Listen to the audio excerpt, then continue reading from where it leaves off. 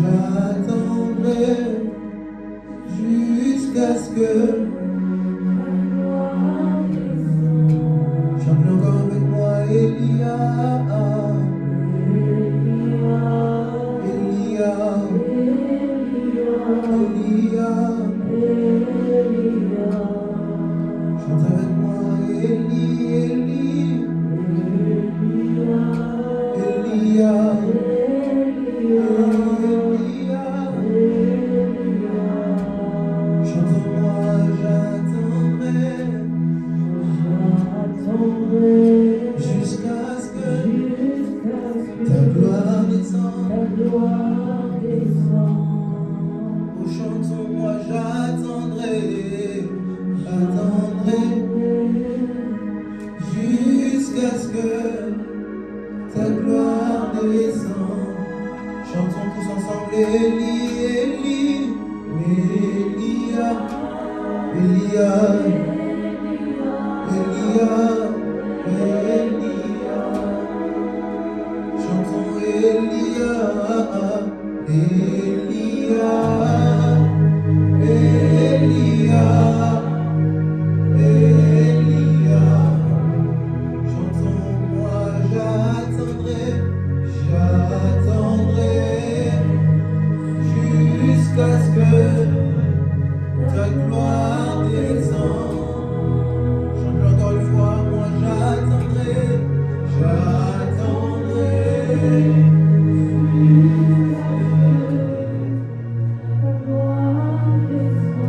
J'aimerais que là où tu es, tu puisses dire à Dieu, Seigneur, parle à mon cœur. Seigneur, parle à mon esprit. Seigneur, nourris-moi, bâtis-moi, édifie-moi. Parce que la Bible dit que l'homme ne vivra pas seulement de pain, mais de toute parole qui sort de la bouche de l'Éternel. Alors dis à Dieu, Seigneur, parle-moi, parle-moi, parle-moi. Élève ta voix et prie. Yes, Lord. Si le Dieu des esprits, des prophètes me touche, j'entendrai, je verrai comme jamais. Si le Dieu des esprits, des prophètes me touche, j'entendrai, je verrai comme jamais. Si le Dieu des apôtres et prophètes me touche, j'entendrai et je prêcherai comme jamais. Si le Dieu des esprits, des prophètes me touche, j'entendrai et je verrai comme jamais. Touché.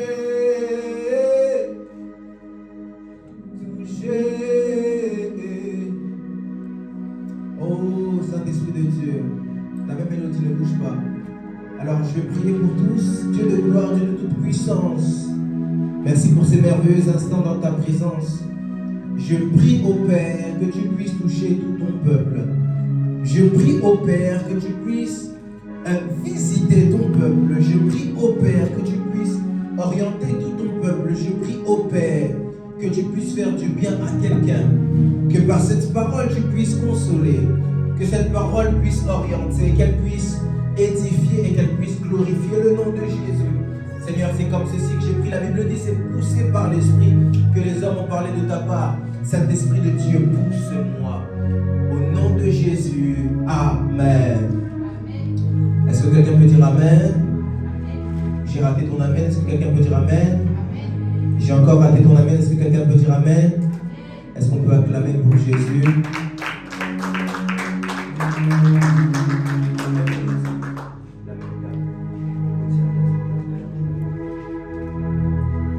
Alors, notre thème aujourd'hui c'est métanoïa. Quelqu'un peut regarder son voisin et dire à son voisin métanoïa. Regarde bien ton voisin et dis à ton voisin métanoïa. Regarde ton voisin et dis à ton voisin métanoïa. parle de méthano, il y a certainement quelqu'un doit se dire encore une fois, alors lui, à chaque fois, il vient seulement avec des termes en hébreu, en grec, en je ne sais quelle langue. Je ne sais pas si c'est pour nous confondre, si c'est pour nous emmener à être perdus, si c'est pour nous emmener à ne pas comprendre.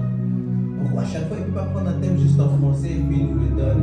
Pourquoi à chaque fois, il va nous chercher des mots compliqués, des méthanos, il y a des Shannan, des Apocalypsus, des Roé, tout le temps des mots compliqués. La dernière fois c'était Fata, l'autre fois c'est Roi Akodesh, l'autre fois c'est Pneuma. À chaque fois c'est des mots compliqués.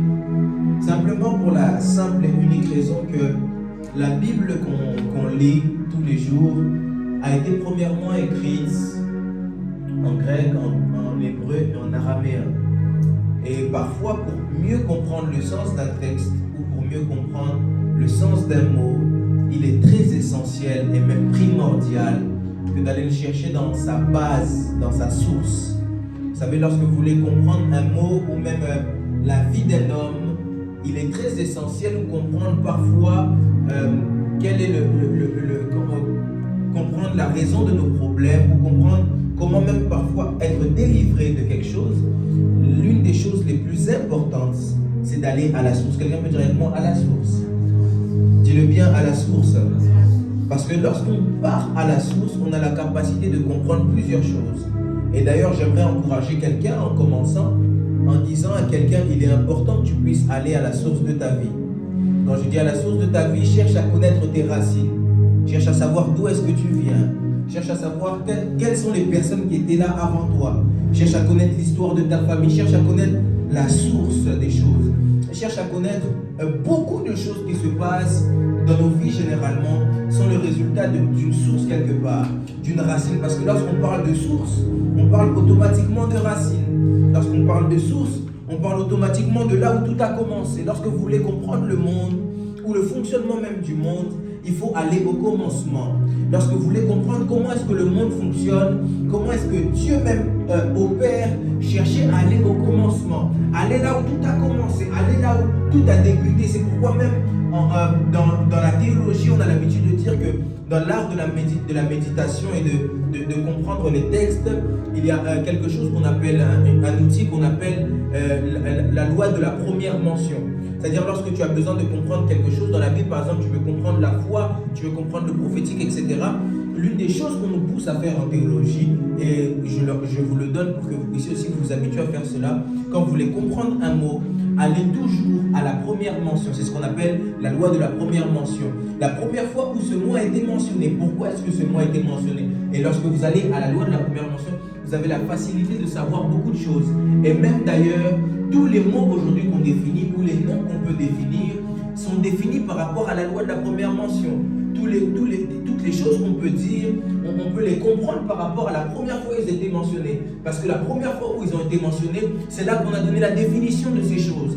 La première fois où ils ont été mentionnés, c'est là qu'on a expliqué pourquoi cette chose. Parce que les noms, j'en ai parlé dans mon message sur le mystère des noms, les noms viennent avec un but, une raison. On nomme généralement une chose en fonction de ce qu'on peut y trouver. On nomme généralement une chose en fonction de là où on veut propulser la chose. Et lorsque vous allez dans la loi de la première mention, c'est là que vous pouvez comprendre parfois les racines de beaucoup de choses. Je suis ici en train de prier et en train d'annoncer à quelqu'un que tu dois aller à la racine de ta vie afin de comprendre qu'est-ce qui se passe.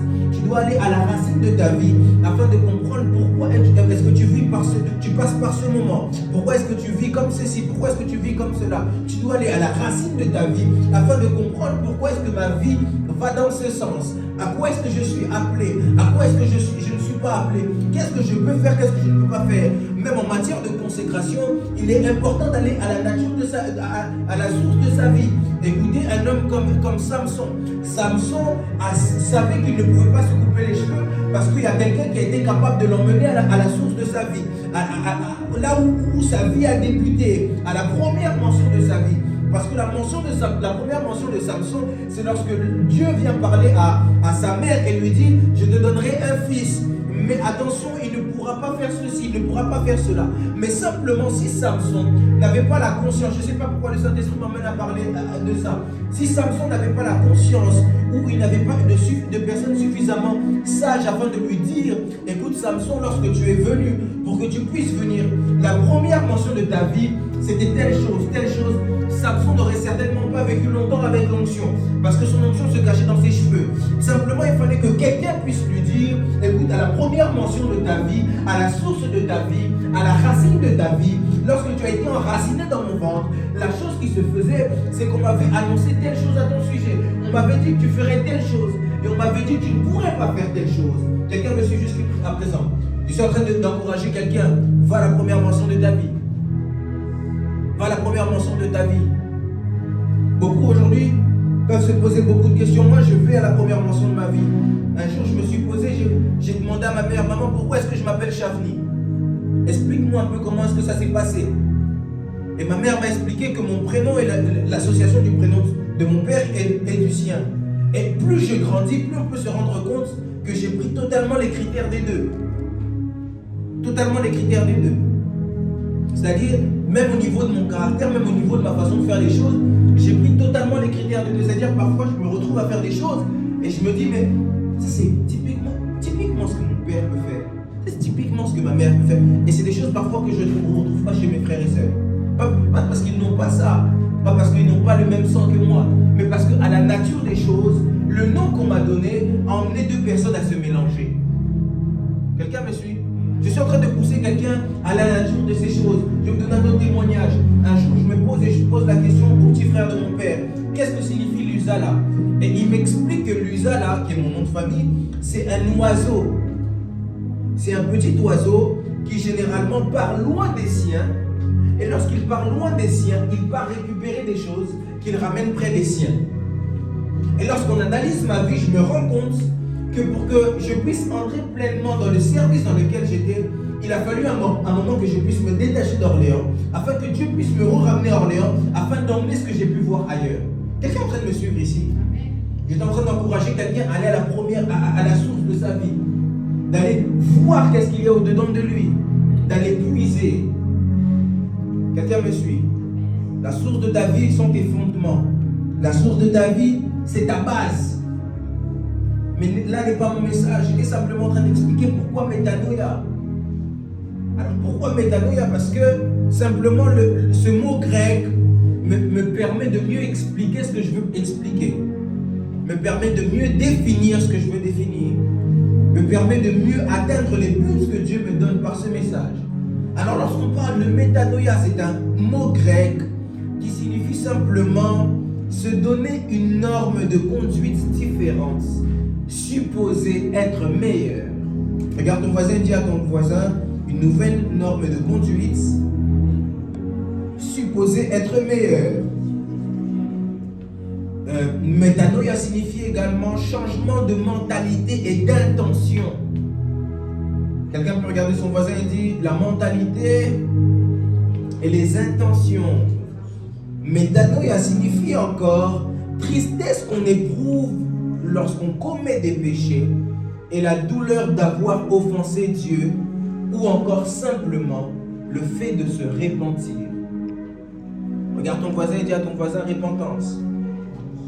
Alors rapidement on va aller prendre un texte. Nous sommes dans le livre de Éphésiens au chapitre 4. Si je peux avoir Lisa avec moi s'il vous plaît. Éphésiens chapitre 4.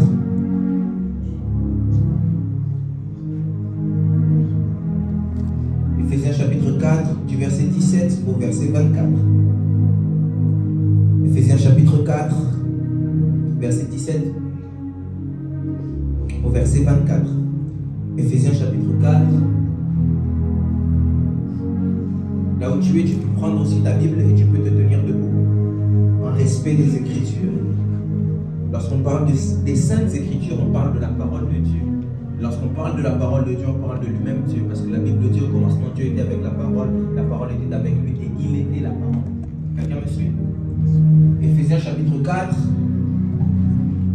du verset 17 au verset 24.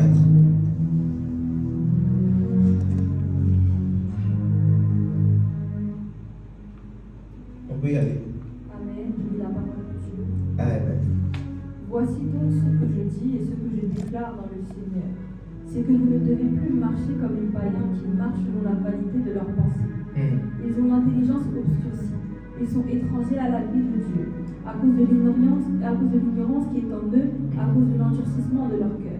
Ayant perdu tout sentiment, ils se sont livrés à la dissolution, pour commettre toute espèce d'impureté, jointe à la cupidité. Mais vous, ce n'est pas ainsi que vous avez appris Christ, si du moins vous l'avez entendu, et si, conformément à la vérité qui est en Jésus, c'est en lui que vous avez été instruits à vous aider. Eu égard à votre vie passée, du vieil homme qui se corrompt par les convoitises trompeuses, à être renouvelé dans l'esprit de votre intelligence et à revêtir l'homme nouveau, créé selon Dieu dans une justice et une sainteté que produit la vérité. Amen. Est-ce qu'on peut célébrer la parole de Dieu? On peut s'asseoir pour une place. Alors j'aurais bien aimé vous lire dans la version Chouraki, mais ça nous ferait prendre beaucoup de temps. Et aujourd'hui, notre temps est très court par rapport à plusieurs obligations que nous avons. Alors, le texte ici est clair. Le texte est clair dans un premier temps du verset 17 au verset 19. L'auteur d'Éphésiens est en train de nous parler de la vie en Christ et la vie dans le monde. Et dans les premiers versets que nous venons de lire, il est en train de mettre en avant la vie dans le monde et la façon de réfléchir dans le monde. Et il dit, vous ne marchez plus comme eux. Pourquoi? Parce qu'ils vivent avec un raisonnement obscurci. Ils marchent dans la vanité de penser, premièrement. Ils ont une intelligence obscurcie. Ils sont étrangers à la vie de Dieu à cause de leur ignorance, à cause de l'endurcissement de leur cœur. Ayant perdu tout sentiment, ils se sont livrés à la dissolution pour commettre toute espèce d'impureté jointe à la cupidité. Mais vous, c'est ainsi que vous avez appris Christ. C'est pas ainsi que vous avez appris Christ. Ici, on est en train de comprendre une chose. On est en train de comprendre que l'auteur de ce texte est en train de s'adresser à un certain groupe de personnes. Et le groupe de personnes à qui il est en train de s'adresser, d'après Louis II, ce sont des disciples. D'après Chouraki, ce sont des adhérents. Ce sont des gens qui adhèrent à une certaine pensée, adhèrent à une certaine philosophie, adhèrent à de certaines valeurs et de certains principes. Et il dit, ne marchez pas comme eux, parce que vous, ce n'est pas comme ça que nous vous avons transmis des valeurs. La première chose que je peux dire sur métanoïa ou sur le changement vient généralement par des valeurs qu'on nous transmet et des valeurs qu'on nous inculque. Métanoïa vient généralement par des messages qu'on vient nous donner, des valeurs qu'on vient nous inculquer. C'est pourquoi j'aime beaucoup cet homme de la Bible. D'ailleurs, Jésus dit que de tous ceux qui sont nés d'une femme, c'est le plus grand. Jean le Baptiste, ou Jean-Baptiste pour certains, Baptiste n'est pas son nom de famille. Baptiste, c'est parce qu'il avait l'habitude de baptiser les gens, donc on lui a donné le nom de Jean le Baptiste. Quelqu'un me suit? Alors Jean le Baptiste est en train de parler au peuple, à la foule, et il dit, répandez-vous, car le royaume de Dieu est proche. En fait, ce que Jean le Baptiste est en train d'expliquer, c'est changez votre façon de penser, changez vos valeurs, changez vos principes et entrez dans les principes du royaume. Parce que les principes du royaume ne sont pas les principes du monde. Les principes du royaume sont différents des principes du monde. Je suis ici en train de prier. Je prie dans le nom de Jésus que tu puisses faire la différence. Que tes principes soient différents des principes des autres. Écoutez, on vit dans un monde où on a même fait entrer dans le royaume tout et n'importe quoi. C'est-à-dire, tellement le monde nous a présenté des choses, on commence à vivre avec des corruptions. Donc même les gens qui sont dans le royaume sont corrompus par les styles vestimentaires, par les trucs qu'on peut mettre, par les je ne sais pas quoi. Oh non, ça on peut laisser passer, ça va quand même, on peut, c'est rien, ça passe. Non, il ne faut pas réfléchir comme ça. Ça c'est des réflexions archaïques. Loin de nous cette pensée.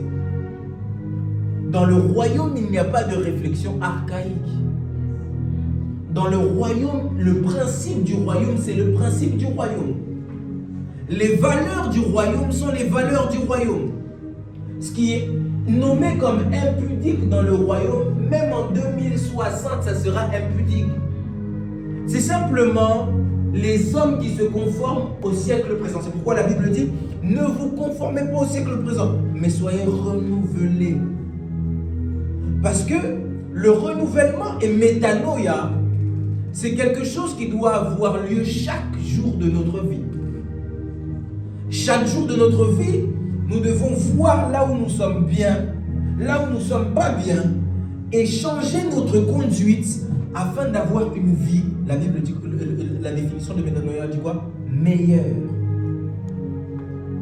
Chaque jour, tu dois te dire, c'est d'ailleurs ça même qu'on dit, je cours, apôtre Paul est en train d'expliquer, il dit, je cours vers la perfection, afin de pouvoir atteindre les buts, de peur d'avoir prêché aux autres. Moi-même, je n'hérite pas du royaume. C'est ce que l'apôtre Paul est en train de dire. Tout ça pour dire que métanoïa, c'est quelque chose de continuel. Métanoïa, c'est quelque chose de perpétuel. Et métanoïa peut venir dans plein de domaines. Je peux commencer avec un domaine. Le premier domaine, c'est la repentance. Lorsqu'on quitte la vie du péché, on entre dans la vie de Dieu. C'est le premier métanoïa qui arrive. Métanoïa, c'est abandonner le péché, se dire je suis pécheur, reconnaître que je suis pécheur et que je dois changer. Je dois maintenant entrer dans la vie de Dieu. Et la vie de Dieu comporte des principes et des valeurs, une attitude et des modes de vie. Une vie de prière, une vie de sanctification, une vie de consécration. C'est ça métanoïa, c'est une des premières dimensions de métanoïa. Mais métanoïa ne s'arrête pas seulement à ça. Parce que certainement quelqu'un qui se donne déjà à Dieu doit se dire, le prophète n'est pas en train de me parler, il parle simplement à ceux qui doivent donner leur vie à Christ. Mais métanoïa ne s'arrête pas à là. Métanoïa entre même dans le domaine de la destinée. Quelqu'un peut lever sa main droite et dire avec moi destinée. Dis-le bien fort, destinée. Métanoïa entre même dans le domaine de la destinée. Et c'est d'ailleurs pourquoi Dieu m'a donné ce message. Parce que métanoïa est un changement de pensée. Et un changement de choses qui se passent dans notre tête. Vous savez une chose, quand l'onction descend, l'onction commence par la tête. Parce qu'il y a beaucoup de choses dans nos têtes qui doivent changer. Métanoïa, c'est aussi savoir accepter ce que Dieu dit de moi plutôt que ce que moi je pense de moi. Métanoïa, c'est savoir aussi enlever beaucoup de vérités que je me suis inculquées, que le monde m'a présentées, qui sont différentes de ce que Dieu veut de moi. Métanoïa, c'est aussi se dire, si Dieu dit je suis capable, je dois mettre la timidité de côté et comprendre que je suis capable. Métanoïa, c'est savoir enlever de ma tête ce qui n'est pas correct, ce qui n'est pas aligné à ce que Dieu veut de moi. Métanoïa, c'est un renouvellement de pensée. Métanoïa, c'est comprendre que Dieu me voit dans les hauteurs. Je dois aussi me comporter et mettre dans ma tête des pensées de hauteur. Ça aussi, c'est métanoïa. Métanoïa, c'est dire Dieu me voit comme une grande personne. Alors toutes les vérités que je me suis inculquées quand on m'a rabaissé, me dire que je suis incapable, je dois les jeter. Métanoïa, c'est aussi se dire Dieu me voit comme quelqu'un qui peut aller loin dans la vie. Alors si jusqu'à présent la vérité qui était dans ma tête c'est que je suis un échec, je dois changer cette mentalité. Métanoïa n'est pas juste le fait de se repentir. Lorsqu'on parle de transformation des pensées, on parle aussi de changer toutes les vérités qui sont là-haut. Mets-toi les vérités de Dieu dans ta tête. Mets-toi les pensées de Dieu dans ta tête. Mets-toi les valeurs de Dieu dans ta tête. Entre dans la pensée du royaume. Entre dans le mode de vie du royaume. Entre dans ce que le royaume dit de toi. Le royaume a des principes et des valeurs. Mais au-delà du fait que le royaume ait des principes et des valeurs, le royaume a des vérités. Et ces vérités-là, tu dois les comprendre dans ta tête. Lorsque je parle du royaume, je ne parle pas du royaume de Choisila. Je parle du royaume de Dieu, premièrement. Le royaume a des vérités. Et ces vérités-là, je dois me les inculquer dans ma tête. Métanoïa, c'est un renouvellement de pensée. Métanoïa, c'est un renouvellement de pensée. Métanoïa, c'est accepter les principes, les valeurs et les vérités de Dieu pour moi. Est-ce que je suis en train de parler à quelqu'un? Est-ce que je suis en train de parler à quelqu'un? Amen. Plusieurs sont entrés dans un mood où jusqu'à présent on s'est toujours moqué de moi. On m'a pas aimé, alors Dieu ne m'aime pas. Tu as besoin d'une transformation. Tu as besoin d'un changement. Jusqu'à présent, j'ai raté tous mes examens, alors je ne suis pas intelligent. Tu as besoin d'une transformation. Tu as besoin d'un changement. Jusqu'à présent, les gens ne m'aiment pas, alors certainement je ne suis pas belle. Tu as besoin de métanoïa. Jusqu'à présent, à chaque fois que j'essaie de dire un truc, les gens me disent, toi tu ne sais pas parler. Tu as besoin de métanoïa. Oh, je suis jeune, je ne peux pas aller évangéliser dans la rue. Tu as besoin de métanoïa. Oh, en fait, je ne m'habille pas assez bien, ou on ne peut pas être chrétien et être mannequin. Tu as besoin de métanoïa. Oh, on ne peut pas être chrétien et être dans la politique. On ne peut pas être chrétien dans la politique. Qu'est-ce que Joseph faisait? Joseph faisait de la médecine. Tu as besoin de métanoïa. Parce que métanoïa, c'est s'inculquer les valeurs de Dieu. Métanoïa, c'est faire ancrer en soi les pensées de Dieu. C'est renouveler ses pensées. Changer ce que le monde te fait rentrer constamment. Changer ce que les gens ont pu te faire rentrer. Changer ce que les réalités de ce monde, les réalités que tu as vécues jusqu'à présent, peuvent te faire rentrer. Changer que si seulement quelqu'un prophétise, il donne une adresse, un nom de famille, tout ça, c'est un magicien. Tu as besoin de métanoïa. Changer de, non, comme il a fait descendre le feu, non, ça c'est pas de Dieu. Tu as besoin de métanoïa. Métanoïa, c'est capter la pensée de Dieu et la faire entrer dans sa tête. Tout ce qu'on fait est le résultat d'une pensée. Il n'existe rien de toutes les choses qu'on fait qui ne soit le résultat d'une pensée. Ce qu'on dit sont des pensées matérialisées. Et les actes qu'on pose sont également des pensées matérialisées. Et le problème de pourquoi plusieurs ne réussissent pas, que ce soit dans leur vie chrétienne ou dans leur vie tout court, c'est parce qu'au-dedans de leurs pensées, il y a beaucoup de problèmes. Et c'est pourquoi le plus grand problème des chrétiens parfois n'est pas leur vie de prière. Le plus grand problème des chrétiens parfois n'est pas leur onction. Le plus gros problème des chrétiens parfois n'est pas leur jeûne et prière. Le plus gros problème des chrétiens parfois c'est pas qu'ils ne savent pas prêcher. C'est pas qu'ils ne savent pas gagner d'âme. C'est pas qu'ils vivent dans le péché. Comme certains vont dire non, Dieu ne le fait pas. Parce que la Bible dit tous sont péchés, tous sont privés. C'est pas ça le problème. Le problème de plusieurs, c'est qu'ils ont besoin d'un changement, d'un renouvellement de pensée. Le problème c'est que tu penses mal alors tu vis mal. Le problème c'est que tu penses mal alors que ça n'arrive pas à toi. Le problème c'est que tu déclares mal alors que tu matérialises mal. Le problème c'est que tout se passe dans ta tête. Métanoïa doit avoir lieu. Quelqu'un peut dire avec moi, métanoïa doit avoir lieu. Dis-le bien plus fort, métanoïa doit avoir lieu. J'aimerais que tu puisses le redire encore plus fort, métanoïa doit avoir lieu. Le problème c'est que métanoïa doit avoir lieu. Ce changement, cette transformation de pensée. Jusqu'à présent, on t'a fait banaliser certains péchés. On t'a fait banaliser certaines choses. Alors tu dois comprendre et changer les vérités qu'il y a au-dedans de toi. On t'a fait croire tellement de choses. On a fait passer Joseph pour un faiseur de songes. On a fait croire à David qu'il allait rester toujours et toujours dans la bourse. On a fait croire à Tamar qu'elle était rejetée de tous. On a fait croire à la femme, à travers flagrant délit d'adultère, qu'elle allait être lapidée. Le problème, c'est que toutes ces choses peuvent être vraies selon les hommes. Mais quand métanoïa vient, on ne pense pas selon les hommes, on pense selon Dieu. Métanoïa t'emmènera à penser selon Dieu. Or, celui qui pense selon Dieu est un fou pour les hommes. Parce que la Bible dit la foi est une folie pour ceux qui périssent. Je lève ma main droite et je suis en train de prier. Que Dieu transforme tes pensées. Que Dieu transforme tes pensées. Que Dieu transforme tes pensées. Le problème de plusieurs, c'est nos pensées. Est-ce que je peux? Est-ce que Dieu est avec moi? Est-ce que ceci? Répands-toi, c'est bien. Mais ne te répands pas simplement des actes que tu poses. quand tu pêches, répands-toi aussi de ta façon de penser. Vous savez, il y a une femme dans la Bible. Regarde ton voisin, dis à ton voisin, il y a une femme dans la Bible. Dis à ton voisin, il y a une femme dans la Bible. Dis-lui encore bien, il y a une femme dans la Bible. Elle a vécu des années et des années avec le dos courbé. C'est-à-dire qu'elle était comme ça. Ses pensées ne pouvaient regarder que vers le bas. Ses pensées ne pouvaient tourner que vers le bas. On l'avait condamnée à ne voir qu'en bas. Or, Dieu attend de nous qu'on puisse regarder en haut. Et ça, c'est le problème des chrétiens. Mais il arrive un jour, dis avec moi un jour.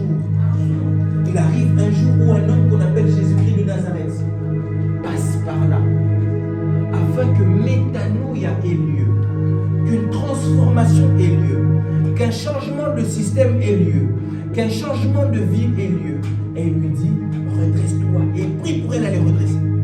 Et une fois qu'elle est redressée, cette femme peut aspirer aux choses dans l'eau. Le problème avec toi, c'est que tu n'es pas encore redressé.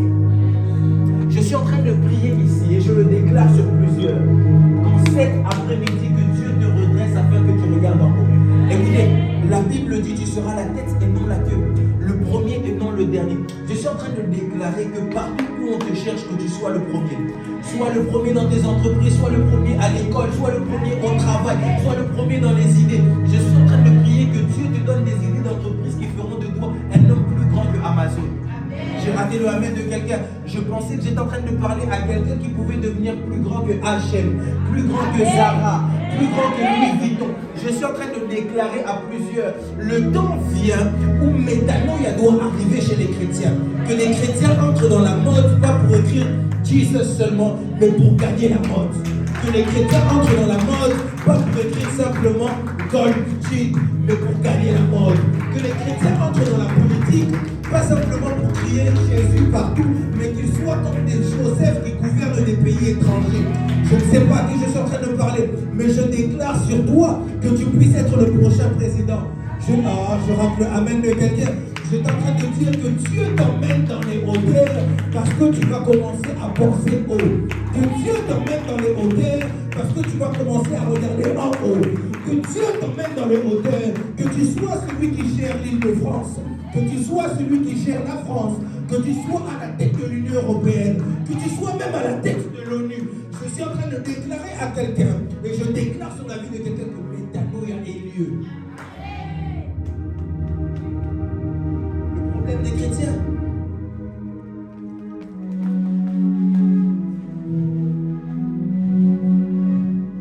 Les gens sont racistes, on ne va pas réussir à avancer. Non, je ne peux pas réussir. On m'a dit que c'est trop compliqué là-bas, j'y arrive pas. Écoutez, renouvelle tes pensées. Celui qui vit en toi est plus grand que celui qui est dans le monde. Renouvelle tes pensées. Je voulais rester un peu sur la repentance, mais je sens que Dieu me conduit différemment. Lorsqu'on parle de se repentir, c'est pas simplement parce qu'on a péché. Il y a plusieurs problèmes. Il y a des gens, ils ont des problèmes graves avec Dieu. Pas parce qu'ils sont péchés, mais parce qu'ils n'entrent pas dans ce que Dieu veut. Parce que l'onction que Dieu leur a donnée, ils ne l'utilisent pas. Or, Dieu n'est pas quelqu'un qui aime gâcher. Dieu est un investisseur, il attend un retour sur investissement. C'est pourquoi même lorsque vous regardez la parabole des talents, celui qui n'a pas produit plus, Dieu qu'est-ce qu'il fait? Il lui ôte même ce qu'il avait produit. Parce que Dieu attend de nous qu'on puisse être productifs. Et la chose qui nous rendra productifs,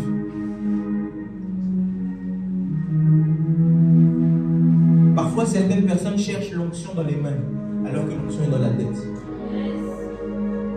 Parfois certaines personnes cherchent l'onction dans les pieds, alors que l'onction est dans la tête. Certains pensent que l'onction est seulement dans la bouche, alors que l'onction est dans la tête.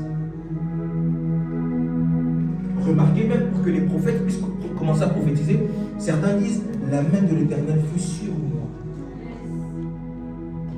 Parce que l'onction, regarde ton voisin, dis un peu à ton voisin la tête. Dis à ton voisin la tête. Je suis ici en train de prier que ta façon de penser change. Que ta façon de penser change. Où sont ces personnes qui peuvent penser comme David? Alors que tout le monde est en train de fuir Goliath, David se dit, c'est l'opportunité rêvée. Est-ce que je peux ouvrir une parenthèse? Je parlerai de ça prochainement. Les voies de Dieu sont insondables. Mais dans les voies de Dieu, je donne seulement un point. Dans les voies de Dieu, il y a quelque chose que Dieu aime utiliser. C'est les défis. Parce que Dieu passe toujours par les défis pour pouvoir emmener quelque chose qui n'existait pas. Dieu passe toujours par les défis pour lever un homme que personne ne voyait. Dieu passe toujours par les défis pour emmener quelqu'un à rise up. Dieu passe toujours par les défis pour élever quelqu'un. Écoutez, j'étais en train de dire à quelqu'un, lorsque tu vois les défis, ne vois pas les défis comme un souci. Vois les défis comme les escaliers qui te font monter. Lorsque tu es capable de renouveler ta pensée, lorsque tu es capable de développer ta pensée, j'aimerais poser la question à quelqu'un. Comment est-ce que tu penses? Comment est-ce que tu penses? Quand tu te lèves le matin, comment est-ce que tu penses? Vous savez, parfois il y a des choses où on n'a pas besoin de prier. J'aime le prophète, un prophète dit ça, je ne vais pas dire son nom ici. Il dit parfois il y a des gens, tu dois juste te réveiller le matin, te mettre 2 bonnes gifles et te dire je dois y aller maintenant. Il y a des gens, tu dois juste te réveiller le matin, te mettre 2-3 bonnes gifles et dire je suis capable de le faire, Dieu est avec moi. Il y a des gens qui doivent juste se réveiller et se dire now is the moment. Tout est dans les pensées. Lève-toi, on va prier. Je voulais prêcher plus, mais on va prier, on va prier. On va prier. Répète avec moi la pensée. Répète avec moi la pensée. Répète avec moi la pensée. Avant qu'on prie, rejoins-moi ici le Dieu, please. Avant qu'on prie, j'aimerais que tu puisses savoir ceci. La repentance, elle est aussi dans les actes. C'est un changement de conduite. J'aimerais inviter quelqu'un à se repentir. Il y a des choses que tu faisais que tu dois arrêter de faire. Il y a des choses que tu faisais, pas forcément parce que c'est un péché. La repentance n'a pas seulement lien avec le péché. La repentance, je le disais, a lien avec se rendre vers la perfection. Peut-être que je priais 30 minutes, je me réponds parce que je dois faire plus. Par rapport au dépôt qui est sur moi, j'estime devoir faire plus. Moi, je me répands. Peut-être que je sais pas, j'étais trop dehors et j'étais trop distrait. Je me répands. Et d'être plus concentré dans les affaires du Seigneur. Ou d'être plus consacré dans mon entreprise. Ou d'être plus concentré dans mes études. Ou d'être plus concentré dans mon travail. La réflexion, la repentance, c'est aussi se dire parfois, je suis trop distrait. Je dois accepter qu'on me reprenne. J'ai fait telle chose. Je dois me reprendre moi-même. En vrai, je pourrais même dire que la repentance, c'est une autodiscipline. La repentance, c'est savoir des fois s'asseoir et faire une rétrospection. Et se dire, voici comment ma vie va. Qu'est-ce que je peux faire pour améliorer les choses? J'invite quelqu'un ici à se repentir, pas simplement devant Dieu, mais se repentir aussi devant lui-même. Parce que parfois, on doit se repentir face à nous-mêmes. Parce qu'on est en train de gâcher notre vie. Et qu'on est en train d'emmener notre vie à ne pas avancer, à stagner. Je suis ici en train de prier. Et je déclare sur la vie de quelqu'un que ta vie prenne un nouveau tournant. J'ai raté le amen de quelqu'un. J'étais en train de déclarer sur 10 personnes. Et dire aux 10 personnes qui entendent ma voix que ta vie prenne un tournant. J'ai raté encore le amen de quelqu'un. J'étais en train de parler à 7 personnes qui pensent qu'il a des choses en lui, qui pensent qu'il a un avenir glorieux, mais que jusqu'ici, il ne voit pas les choses avancer. Je le dis, à cause de ta repentance, que ta vie prenne un nouveau tournant. Que si jusqu'à présent tu sentais que tu avançais en rampant, que tu commences à courir. Si tu sentais que tu courais, que tu commences à voler. Oh, je ne sais pas à qui je suis en train de le dire, mais je suis en train d'annoncer à quelqu'un qu'à cause de ta repentance, je vois Dieu emmener un nouveau tournant dans ta vie. Là, et des plats, à nos bouches, et plats et des vaches. L'eau est si bradi les migues de via sopra et de vache. L'eau ici de débé, les débradi que va acheter par les débé. L'ombre qui est débé, eshkada de là-bas. Répète après moi, Seigneur Jésus. Dis-le bien fort, Seigneur Jésus. Dis-le encore plus fort, Seigneur Jésus. Je viens me repentir partout où j'ai péché contre toi.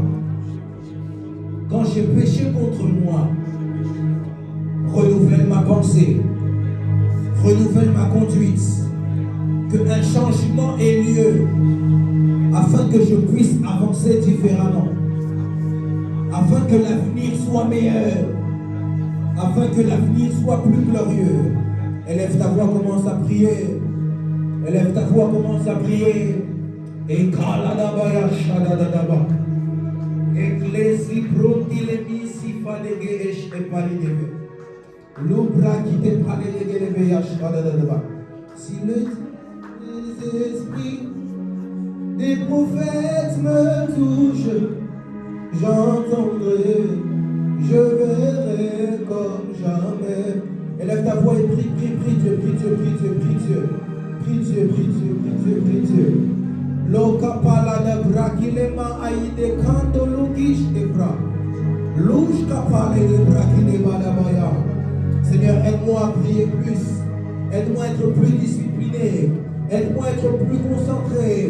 Il est vrai que par-ci, par-là, j'ai eu des erreurs. Aide-moi à m'autodiscipliner.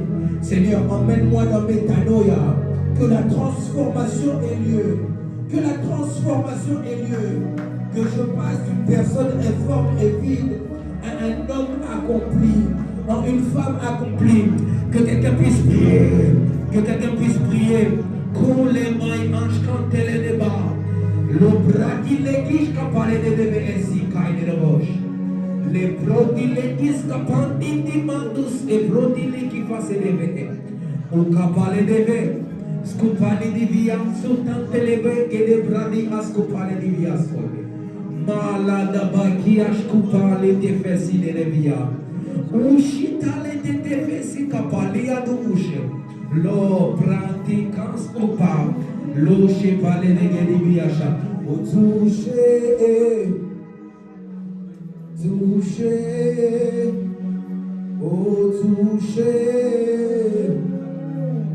Toucher, toucher, toucher.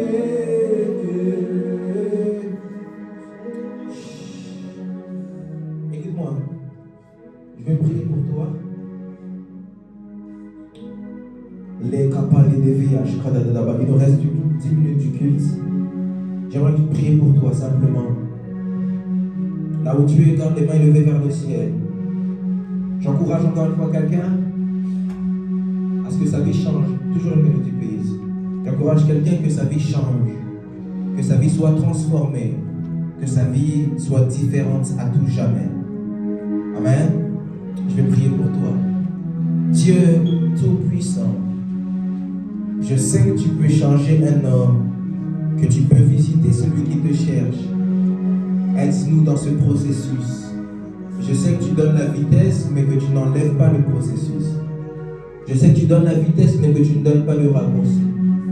Mais Seigneur, aide-nous dans ce processus. Aide-nous dans métanoïa, dans ce renouvellement de pensée, dans ce renouvellement d'esprit.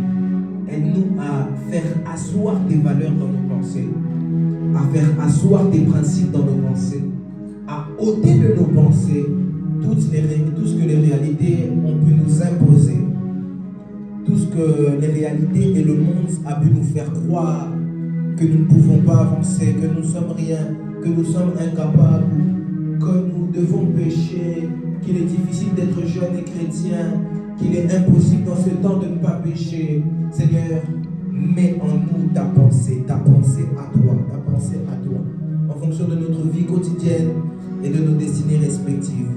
C'est dans le nom de Jésus que je prie ainsi. et nous disons Amen. On va acclamer Dieu pour sa parole.